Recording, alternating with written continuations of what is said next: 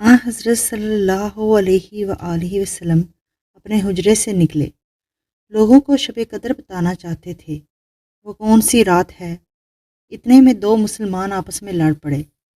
آپ صلی اللہ علیہ وسلم نے فرمایا، میں تو اس لیے باہر نکلا تھا کہ تم کو شب قدر بتلاؤں، اور فلاں فلاں آدمی لڑ پڑے تو وہ میرے دل سے اٹھا لی گئی، اور شاید اسی میں کچھ تمہاری بہتری ہو، تو اب ایسا کرو کہ شب قدر کو رمضان کی 27ویں، 29ویں اور 25ویں رات میں ڈھونڈا کرو۔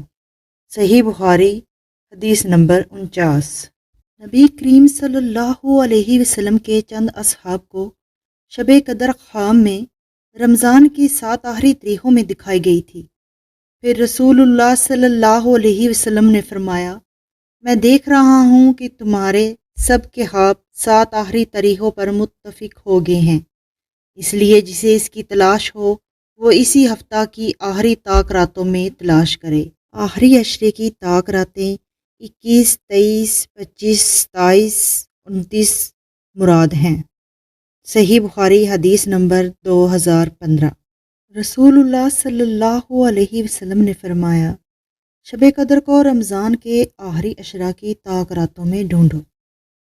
حضرت عائشہ رضی اللہ تعالیٰ عنہا سے روایت ہے، جب رمضان کا آخری عشرہ آتا تو نبی کریم صلی اللہ علیہ وآلہ وسلم اپنا تہ بند مضبوط باندھتے، یعنی اپنی کمر پوری طرح کس لیتے، اور ان راتوں میں آپ صلی اللہ علیہ وسلم خود بھی جاگتے اور اپنے گھر والوں کو بھی جگایا کرتے تھے۔ صحیح بخاری حدیث نمبر 2024۔